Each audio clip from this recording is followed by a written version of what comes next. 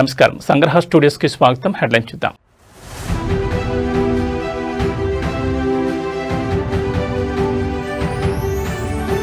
గత అసెంబ్లీలో గంజాయిపై యుద్ధం. గంజాయి రవాణాపై ఉక్కుపాదం మోపుతున్న కూటమి ప్రభుత్వం.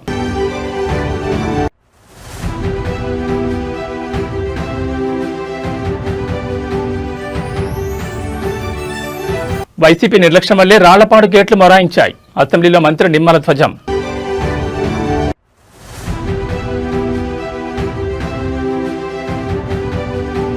నేడు ముంబై, రేపు ఢిల్లీకి సీఎం రేవంత్ రెడ్డి. కాసేపట్లో మున్సిపల్ శాఖపై కీలక సమీక్ష.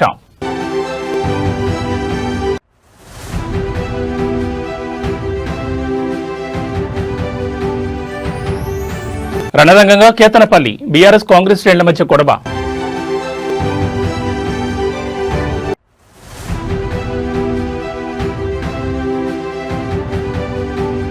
సినీ నటి ప్రత్యూష మృతి కేసులో తీర్పు. సిద్ధార్థరెడ్డి లొంగిపోవాలంటూ సుప్రీంకోర్టు ఆదేశం. ఇక వివరాలు చూస్తే ఏపీ అసెంబ్లీ సమావేశాలు 4వ రోజు ప్రారంభమయ్యాయి. శాసనసభ మొదలైన వెంటనే డిప్యూటీ స్పీకర్ రఘురామకృష్ణరాజు ప్రశ్నోత్తరాలు చేపట్టారు. ఆంధ్ర ఒడిశా సరిహద్దులో గంజాయి నియంత్రణపై పాలకొండ ఎమ్మెల్యే నిమ్మక జయకృష్ణ ప్రశ్న లేవనెత్తారు. హోంమంత్రి వంగలపూడి అంతే సమాధానమిస్తూ ప్రస్తుతం రాష్ట్రంలో గంజాయి నియంత్రణలో ఉందని, కూటమి ప్రభుత్వం రాగానే గంజాయిపై ఉక్కుపాదం మోపినట్టు తెలిపారు. వైసీపీ హయాంలో రాష్ట్రం గంజాయి కేంద్రంగా మారిందని విమర్శించారు. గత ప్రభుత్వంలో నియంత్రణ లేకుండా పోయిందని హోంమంత్రి ఆరోపించారు. కూటమి ప్రభుత్వం ఏర్పడిన వెంటనే గంజాయి రవాణా, సాగుపై కఠిన చర్యలు చేపట్టిందని వివరించారు. ఈగల్ విభాగాన్ని ఏర్పాటు చేసి గంజాయి రవాణాకు అడ్డుకట్ట వేసినట్లు చెప్పారు. రాష్ట్ర వ్యాప్తంగా 30 చెక్ పోస్టులను ఏర్పాటు చేసి గంజాయి రవాణాను అరికట్టామని తెలిపారు. గంజాయి సాగు, రవాణాపై నిరంతర నిఘా పెట్టామన్నారు. 47 ప్రాంతాల్లో డ్రోన్ల ద్వారా నిఘా చేసి అక్రమ సాగును గుర్తించి ధ్వంసం చేస్తున్నామని వివరించారు. గంజాయి తరలించే వారిపై 1400కు పైగా కేసులు నమోదు చేస్తామని మంత్రి తెలిపారు. గంజాయి వల్ల కలిగే దుష్ఫలితాలపై ప్రజల్లో అవగాహన కల్పిస్తున్నామని అన్నారు. పొరుగు రాష్ట్రాల పోలీసు యంత్రాంగంతో సమన్వయం చేసుకుంటున్నామని హోంమంత్రి వంగలపూడి అనిత పేర్కొన్నారు. 2019 తర్వాత గంజా సాగు ఇంచుమించుగా ఎలా అయిపోయిందంటే గాంజా ఆంధ్రప్రదేశ్గా మన సంగతి మనందరికీ తెలుసు. తర్వాత మనకి ఎన్డీఏ గవర్నమెంట్ వచ్చిన తర్వాత ఇమీడియట్గా దాన్ని ఈగల్ మనం స్థాపించుకొని ఈగల్ ద్వారా మ్యాక్సిమం గంజా సాగునైతే అధ్యక్ష నేను చాలా హ్యాపీగా చెప్పగలను, గర్వంగా కూడా చెప్పగలను. ఈరోజు ఆంధ్రప్రదేశ్లో గంజా సాగు అనేది జీరో కల్టివేషన్ అధ్యక్ష. ఇప్పుడు ఇంటర్ స్టేట్ చెక్ పోస్టుల కింద సుమారుగా 5 జిల్లాల్లోని కూడా దగ్గర 35కు పైగా చెక్ పోస్టులు పెట్టుకున్నాం అధ్యక్ష. ఆ చెక్ పోస్టుల దగ్గర కూడా ఎస్పెషల్లీ ఇప్పుడు మనకి పాలకొండ కాన్స్టిట్యుయెన్సీకి సంబంధించి రాయగడ, గునుపూర్ దగ్గరలో ఉంటుంది అధ్యక్ష. అక్కడ బత్తిలి అని ఒక చెక్ పోస్ట్ కూడా ఏర్పాటు చేసుకోవడం జరిగింది. ఆ బత్తిలి చెక్ పోస్ట్ కూడా చాలా ఎఫెక్టివ్గా పనిచేయడం వల్ల అట్ ద సేమ్ టైం అక్కడ ఎస్పీ మన్యం జిల్లా ఎస్పీ గారు, అదేవిధంగా అక్కడ రాయగడ ఎస్పీ గారు నిరంతరం కోఆర్డినేషన్ చేయడం వల్ల అటువైపు నుంచి మాక్సిమం ట్రాన్స్పోర్టేషన్ కూడా తగ్గే పరిస్థితి కూడా వచ్చింది అధ్యక్ష. ఇమీడియట్గా ఎవరైనా ట్రాన్స్పోర్ట్ చేసే పరిస్థితి ఉన్నా కూడా ఇమీడియట్గా మన డిపార్ట్మెంట్ వాళ్ళు, ఈగల్ డిపార్ట్మెంట్ వాళ్ళు వెళ్ళి పట్టుకోవడం, వాళ్ళు వెంటనే ఎన్డీపీఎస్ యాక్ట్ల కింద వాళ్ళని అరెస్ట్ చేయడం కూడా జరుగుతుంది. జిల్లాలు దాటి బయటకు వచ్చే పరిస్థితులు కూడా లేకుండా ఇమీడియట్గా చేయడం జరుగుతుంది.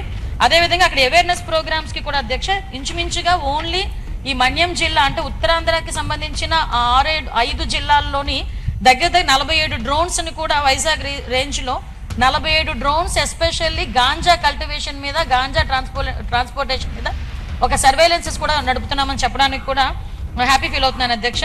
మా విశాఖపట్నం రేంజ్ డిఐజీ గోపీనాథ్ జెట్టి గారు కూడా ఒక కార్యక్రమం తీసుకున్నారు. పాయక్రోపేట టు ఇచ్చాపురం అభ్యుదయం అని చెప్పి ఒక సైకిల్ యాత్ర, కంటిన్యూస్ గా సైకిల్ యాత్ర చేస్తూ ప్రతి గ్రామాన్ని కూడా టచ్ చేసుకుని అవేర్నెస్ ప్రోగ్రామ్ తీసుకుని వెళ్ళారు అధ్యక్ష. ముగింపు కూడా మన ఇచ్చాపురం శాసనసభ్యులు అశోక్ గారి ఆధ్వర్యంలో చాలా మంచిగా జరిగింది. ఏపీ అసెంబ్లీలో ప్రశ్నోత్తరాలు కొనసాగుతున్నాయి. ప్రకాశం జిల్లాలోని రాళ్లపాడు రిజర్వాయర్ ఎడమ కాలువ పనుల పురోగతిపై సభ్యులు అడిగిన ప్రశ్నలకు మంత్రి నిమ్మల రామానాయుడు సమాధానమిచ్చారు.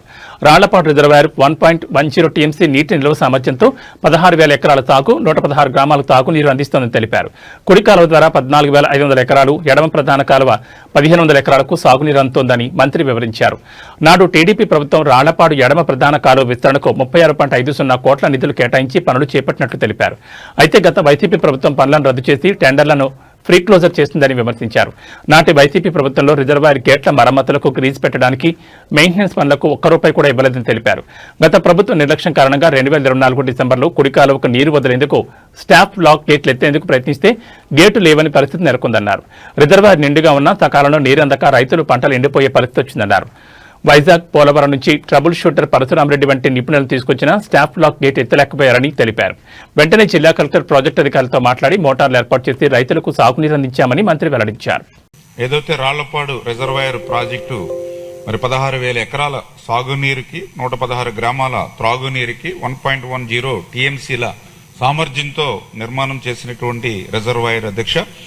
అయితే ఈ రిజర్వాయర్కి సంబంధించి గౌరవ సభ్యులు చెప్పినట్టుగా మరి కుడి కాలువ నుంచి 14,500 ఎకరాలు, అదేవిధంగా ఎడమ కాలువకు సంబంధించి 1,500 ఎకరాలు మరి యొక్క సాగునీరు అందిస్తున్నటువంటి కార్యక్రమంలో భాగంగా ఈ యొక్క ఎల్ఎంసి అంటే ఏదైతే ఈ ఎడమ ప్రధాన కాలువ ఏదైతే లెఫ్ట్ మెయిన్ కెనాల్ ఉందో ఈ లెఫ్ట్ మెయిన్ కెనాల్కు సంబంధించినటువంటి పనులు అసంపూర్తిగా నిలిచిపోయినటువంటి స్థితిలో గతంలో తెలుగుదేశం ప్రభుత్వం అధికారంలో ఉన్నప్పుడు 2018లో 36.50 కోట్ల రూపాయలు ఆ రోజు నిధులు మంజూరు చేయడం జరిగింది అధ్యక్ష. అయితే దురదృష్టవశాత్తు తర్వాత ప్రభుత్వం మారిన తర్వాత 2019లో మరి యొక్క వైఎస్ఆర్సీపీ ప్రభుత్వంలో ఈ పనుల్ని రద్దు చేసినటువంటి పరిస్థితి అధ్యక్ష. మరి ఏదైతే గౌరవ సభ్యులు ఈ యొక్క రాళ్లపాడుకు సంబంధించినటువంటి ఈ యొక్క లెఫ్ట్ మెయిన్ కెనాల్కు సంబంధించినటువంటి పనులు అత్యవసరమైనటువంటి మరి స్థితిలో మరి వాటిని కూడా మళ్ళీ ఎస్టిమేషన్లు మళ్ళీ రీఎస్టిమేషన్ చేసి ఆ వర్క్లను కూడా పరిశీలించగలమని చెప్పి ఏదైతే గౌరవ సభ్యులు కూడా ఈ సందర్భంగా తెలియజేసుకుంటున్నాం అధ్యక్ష.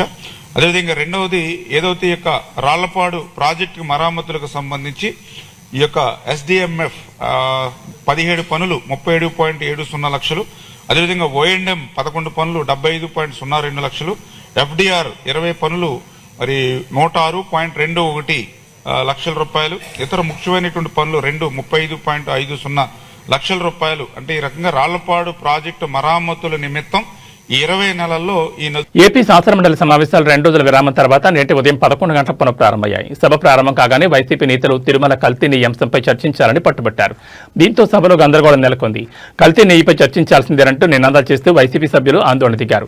హెరిటేజ్ ఇందాపూర్ డైరీల నెయ్యి సరఫరాపై వైసీపీ వాయిదా తీర్మానం ఇవ్వగా చైర్మన్ దాన్ని తిరస్కరించారు. దీంతో వైసీపీ సభ్యులంతా ప్లకార్డులతో ఆయన పోడియం చుట్టుముట్టారు. ఆందోళన నేపథ్యంలో చైర్మన్ శాసనమండలిని వాయిదా వేశారు. హౌస్ ఆర్డర్లో పెట్టాలి సార్, అది హౌస్ ఆర్డర్లో పెట్టండి సార్. చైర్మన్ సార్ హౌస్ ఆర్డర్లో పెట్టండి సార్, హౌస్ ఆర్డర్లో పెట్టండి.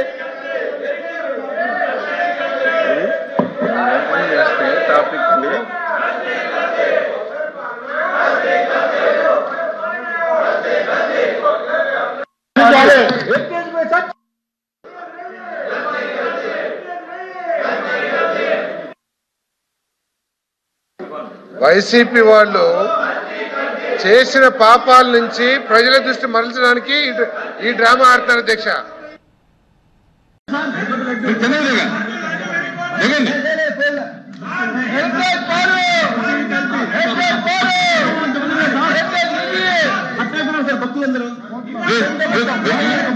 మీరు దిగితే ఎల్ఓపి గారు మాట్లాడతారు, మీరు అలా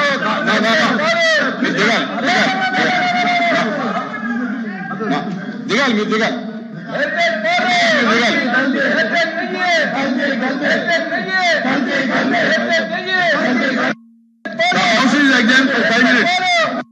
సీఎం రేవంత్ రెడ్డి మరోసారి బిజీ షెడ్యూల్తో పర్యటన చేపట్టనున్నారు. సచివాలయంలో కీలక సమీక్ష ముగిసిన అనంతరం ఆయన ముంబై, ఢిల్లీ పర్యటనకు వెళ్లనున్నారు. ఇవాళ సెక్రటరియట్లో సీఎం మున్సిపల్ శాఖపై ఉన్నత స్థాయి సమీక్ష నిర్వహించనున్నారు. ఇటీవల ముగిసిన మున్సిపల్ ఎన్నికల ఫలితాల నేపథ్యంలో పట్టణాభివృద్ధి, మౌలిక సదుపాయాల కల్పన, పెండింగ్ లో ఉన్న ప్రాజెక్టు పురోగతిపై ఆయన అధికారులతో చర్చించనున్నారు. ముఖ్యంగా హైదరాబాద్ నగరాభివృద్ధికి సంబంధించి కీలక నిర్ణయాలు తీసుకునే అవకాశం ఉంది. సచివాలయంలో సమీక్ష ముగిసిన తర్వాత అనంతరం రేవంత్ రెడ్డి రాత్రి శంషాబాద్ అంతర్జాతీయ విమానాశ్రయం నుంచి ముంబైకు బయలుదేరతారు. రాత్రికి ఆయన ముంబైలోనే బస చేస్తారు. రేపు ముంబైలో జరగనున్న ప్రతిష్టాత్మక క్లైమేట్ వీక్ కార్యక్రమంలో ముఖ్యమంత్రి పాల్గొనున్నారు. పర్యావరణ పరిరక్షణ, గ్రీన్ ఎనర్జీ, సుస్థిర అభివృద్ధిపై ఈ సదస్సులో ఆయన ప్రసంగించనున్నారు.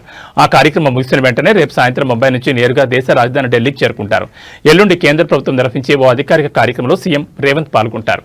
ఈ సందర్భంగా రాష్ట్రానికి సంబంధించిన పెండింగ్ నిధులు, విభజన హామీలు, అభివృద్ధి ప్రాజెక్టుల విషయంలో కేంద్ర మంత్రులతో భేటీ అయ్యే అవకాశం ఉంది.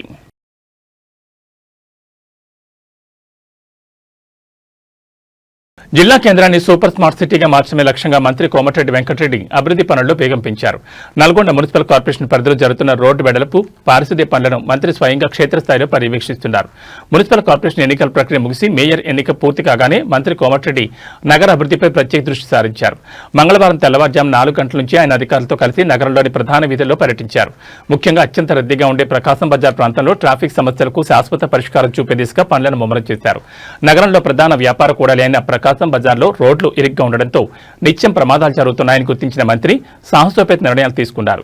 జేసీబీలతో ఆక్రమణలు తొలగించి రోడ్లను వెడల్పు చేసే పనులను దగ్గరుండి పర్యవేక్షించారు.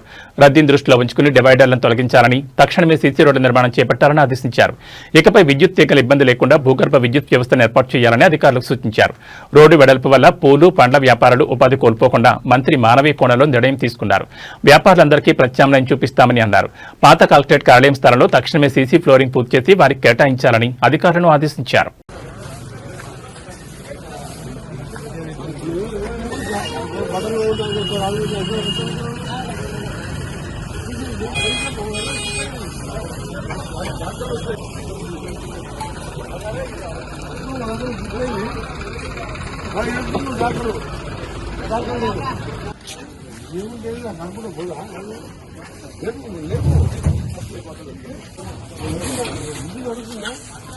నడుస్తుంది సార్.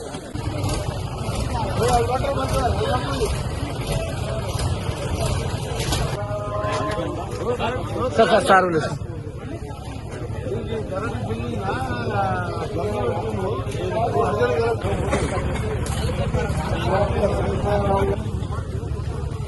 నమ్మను నమ్మను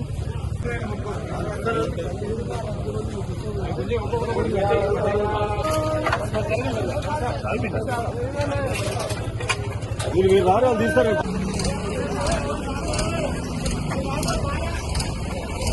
మంచిర్యాల జిల్లా కేతనపల్లిలో మున్సిపల్ చైర్మన్, వైస్ చైర్మన్ ఎన్నికల్లో ఉద్రిక్తత నెలకొంది. కేతనపల్లి మున్సిపల్ కార్యాలయానికి బీఆర్ఎస్, సిపిఐ అభ్యర్థులు భారీ బందోబస్తు చేరుకున్నారు. ఎంపీ వంశీకృష్ణ, మంత్రి వివేక్ వెంకటస్వామితో కలిసి కాంగ్రెస్ అభ్యర్థులు వచ్చారు. ఈ క్రమంలో బీఆర్ఎస్, కాంగ్రెస్ నాయకుల మధ్య వాగ్వాదం జరిగింది. అది కాస్త ముదరడంతో ఇరు వర్గాలు ఒకరిపై ఒకరు దాడులు చేసుకున్నారు. దీంతో రంగంలోకి దిగిన పోలీసులు లాఠీచార్జ్ చేసి పరిస్థితిని అదుపులోకి తీసుకొచ్చారు. ఈ ఘటనలో పలువురు స్వల్పంగా గాయపడ్డారు. వారిని ఆసుపత్రికి తరలించి చికిత్స అందిస్తున్నారు. మరోవైపు పోలీసులు అధికారులను అడ్డం పెట్టుకుని మరోసారి కాంగ్రెస్ పార్టీ మున్సిపల్ పీఠం దక్కించుకునేందుకు కుట్రలు పన్నింది.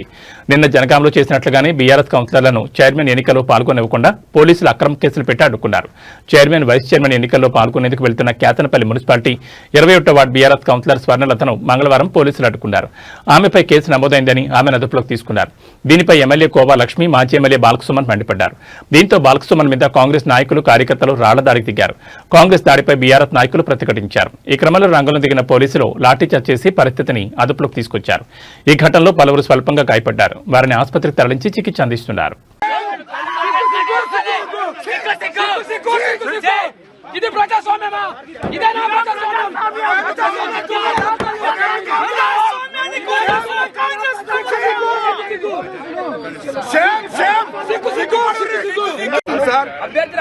వివేక్ కోసం పనిచేస్తున్న తీరు మీడియా అంతా చూస్తున్నారు సార్, ప్రపంచం అంతా చూస్తున్నారు సార్.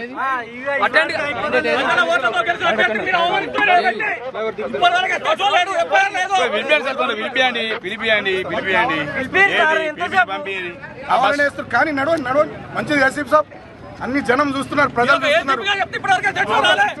మంత్రి అనేటానికి సిగ్గుండాలి. మంత్రి అనేటానికి చేస్తాం సార్, బరాబర్ చేస్తాం. కామెంట్స్ కాదు, ఇంకా సీరియస్ గా చేస్తాం రాను రాను మంత్రి మీద.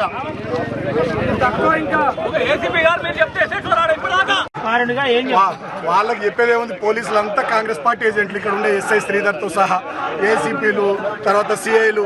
సరే మా టైం కాదు ఇప్పుడు, కాంగ్రెస్ టైం, మా టైం వస్తుంది. నా ఏజ్ 42, ఇంకా 30-35 ఏళ్ళు ఈ ఏరియాలో రాజకీయాలు చేస్తే ప్రజా జీవితంలో ఉంటా. మా టైం వస్తుంది, చూసుకుందాం. జై తెలంగాణ. కాంగ్రెస్ పార్టీకి ఊడిగం చేస్తుంది మంత్రి వివేక్, ఊడిగం చేస్తుంది. సేమ్ నేను 10 ఏళ్ళు గవర్నమెంట్ నడిపిన, 5 ఏళ్ళు ఎంపీ, 5 ఏళ్ళు ఎమ్మెల్యే, గవర్నమెంట్ విప్పు. నేను ఇట్లా చేయాలి, ఇట్లా వాడాలి. మీ పోలీసులను మిస్టర్ రాజ్ కుమార్, వెంకటేశ్వర్ గారు, రాజశేఖర్, నేను అందరినీ చూస్తున్నాను. నేను పోలీసు వాళ్ళను మళ్ళా 2 ఏళ్ళకి గవర్నమెంట్ వస్తుంది, మళ్ళా వస్తుంది గవర్నమెంట్, గుర్తుపెట్టుకోండి. మళ్ళా గవర్నమెంట్ వస్తుంది. వీడు వివేక్ అంటే శాశ్వతం కాదు. వివేక్ అంటే శాశ్వతం కాదు సార్. వివేక్ అంటే నేను కూడా పర్సనల్ గా నేను రెస్పెక్ట్ ఇస్తా. మంత్రిగా ఆయన చేస్తున్న రచకం కరెక్ట్ కాదు. చెన్నూరులో 11 వచ్చినాయి కాంగ్రెస్ కు, నేను డిస్టర్బ్ చేస్తున్నాను. 18లో, ఇక్కడ 22లో మాకు 14 వచ్చినాయి. Why is disturbing? డెమోక్రసీ ఉన్నట్ట సచ్చినట్ట? మీరు కూడా ఇంతకుముందు మా గవర్నమెంట్ డ్యూటీలు చేసిరుగా పోలీసు వాళ్ళు. ఇంత దుర్మార్గమైంది పోలీసు వాళ్ళు. మీరు కూడా మరి కాంగ్రెస్ బట్టలు వేసుకున్నారు. కొంచెం కొంచెం కొంచెం చూపెట్టుకుని సరే. మీకు ఆగురా.